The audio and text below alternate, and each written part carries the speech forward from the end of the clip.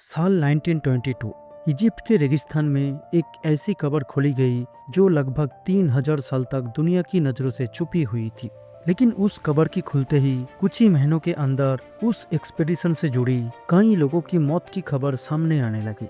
किसी की अचानक तबीयत खराब हुआ तो किसी की मौत ने पूरी दुनिया को हैरान कर दिया। धीरे धीरे एक ही बात हर जगह फैलने लगी, फेरो तुतनखमुन की कब्र को छेड़ने की सजा मिल रही है। लोगों ने इसे फेरो का श्राप कहना शुरू कर दिया। लेकिन क्या बाकी 3000 साल कोई पुराना श्राप आज भी अपना असर दिखा रहा था, या फिर इसके पीछे छुपा था हिस्ट्री का एक ऐसा सच जिसे सालों तक लोगों से छुपाया गया। अर्नब शॉट्स की और एक नया वीडियो में एक बार फिर से स्वागत है। दोस्तों, इस कहानी की शुरुआत होती है इजिप्ट की उस रेगिस्तान से जहां आज से करीब 3500 साल पहले इजिप्ट के किंग यानी फेरोज को दफनाया गया था, और आज इस जगह को दुनिया वैली ऑफ द किंग्स के नाम से जानते हैं।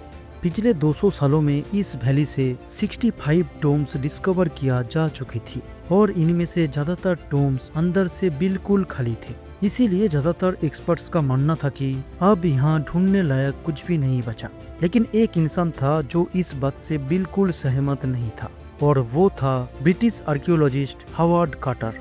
कार्टर को पूरा यकीन था कि वैली ऑफ द किंग्स के नीचे अभी भी एक ऐसा कब्र छुपा हुआ है जो हजारों सालों से दुनिया की नजरों से बची हुई है। लेकिन सालों की खुदाई के बाद भी उन्हें कोई बड़ा सफलता नहीं मिली। लेकिन फिर आया 4 नवंबर 1922।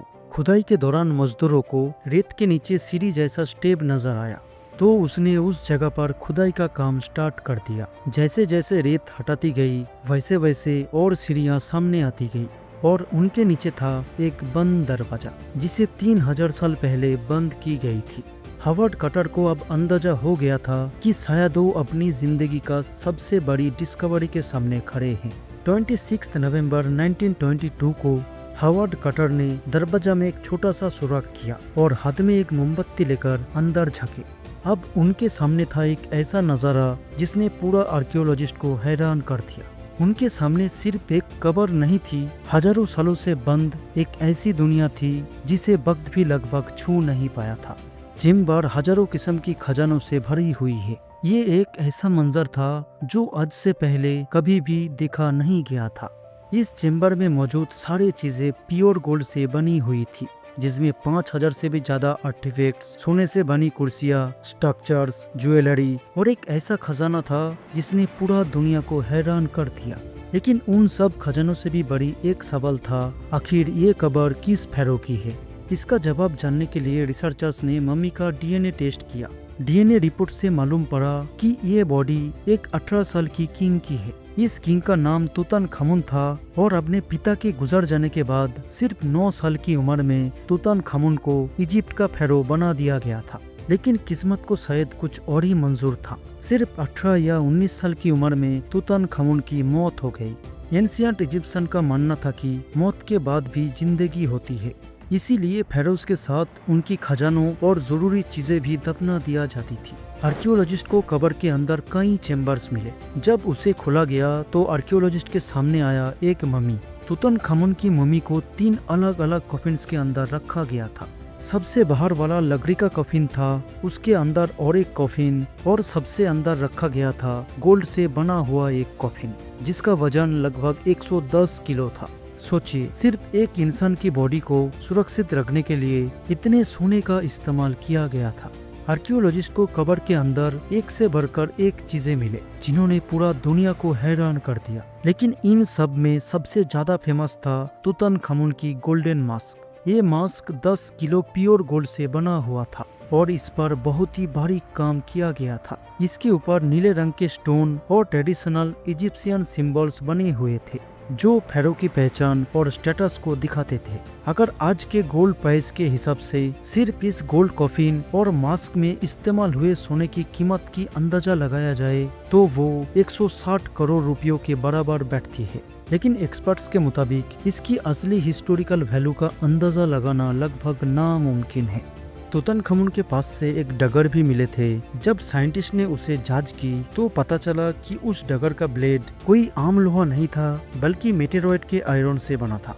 यानी लगभग 3500 साल पहले भी इजिप्शियंस ऐसी धातु का इस्तेमाल कर रहे थे जो इस धरती का भी नहीं था। लेकिन इतनी सारी खजाने से भी ज्यादा दुनिया की नजर एक ही चीज पर टिक गई और वो था तुतनखमुन की मम्मी। और जैसे ही उस मम्मी को दुनिया के सामने लाया गया वैसे ही एक कहानी जन्म लेने लगी जिसने हिस्ट्री और मिस्ट्री के बीच की लकीर को धुंधला कर दिया।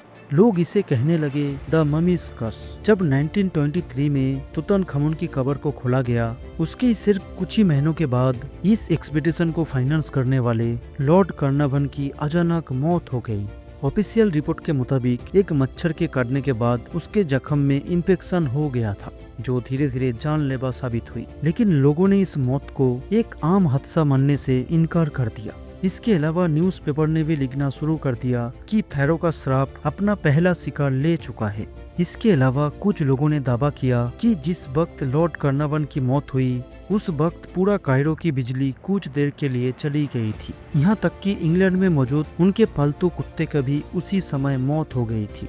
लेकिन आज भी इन दावों का कोई पक्का सबूत नहीं मिले। ये कहानी लोगों को मम्मीज क्रस पर यकीन दिलाने के लिए काफी था। इसके बाद एक्सपीडिशन से जुड़ी हर एक्सीडेंट और मौत को तुतनखमुन के श्राप से जोड़ा जाने लगा। लेकिन सबसे हैरान करने वाली बात, जिस इंसान ने सबसे पहले इस कब्र की दरवाजा खोले थे तो उसका पहला शिकार हावर्ड कार्टर क्यों नहीं बना। साइंटिस्ट ने इस मिस्ट्री को एक अलग नजर से देखना शुरू किया। सबसे पहले रिसर्चर्स ने ध्यान दिया हजारों सालों तक बंद रहने वाला कब्र के अंदर की हवा पर। कुछ साइंटिस्ट का मानना था कि हजारों सालों से बंद रहने की वजह से कब्र के अंदर बैक्टीरिया और फंगस पनप सकता है जो कमजोर इम्यूनिटी वाले इंसान को बीमार कर सकता है। ये थ्योरी सुनने में तो काफी मजबूत लगती है, लेकिन जब तुतनखमुन की कब्र और उससे जुड़े रिकॉर्ड्स का डिटेल में स्टडी किया गया तो कोई भी ऐसा पक्का एविडेंस नहीं मिला जो ये साबित कर सके कि इसी वजह से लॉर्ड कार्नावान या किसी और की मौत हुई थी।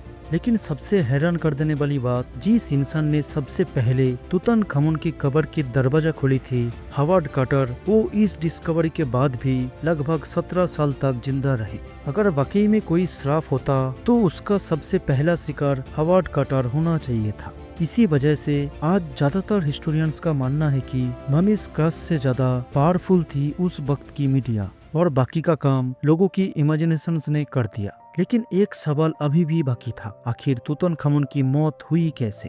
इस सवाल का जवाब ढूंढने के लिए साइंटिस्ट ने मॉडर्न टेक्नोलॉजी की मदद से उस मम्मी का दोबारा स्टडी किया। सीटी स्कैन और डीएनए एनालिसिस से पता चला कि तुतनखमुन की हेल्थ बहुत स्ट्रॉन्ग नहीं थी। उनके बॉडी में से साइंटिस्ट को जेनेटिक प्रॉब्लम का सैंपल मिले और एक इंजरी या इन्फेक्शन ने भी उनकी मौत की कारण हो सकता है। लेकिन हैरान कर देने वाली बात, उनकी मौत की एग्जैक्ट रीजन आज भी पूरी तरह कंफर्म्ड नहीं है और शायद यही मिस्ट्री तुतनखमुन को इतना खास बनाता है। उम्मीद करता हूँ अर्नब शॉर्ट्स की ये वीडियो भी आपको पसंद आया होगा। इस वीडियो से जुड़ी आपकी राय कमेंट सेक्शन में जरूर लिखें। मैं मिलता हूँ आपसे अगली और एक नया वीडियो के साथ।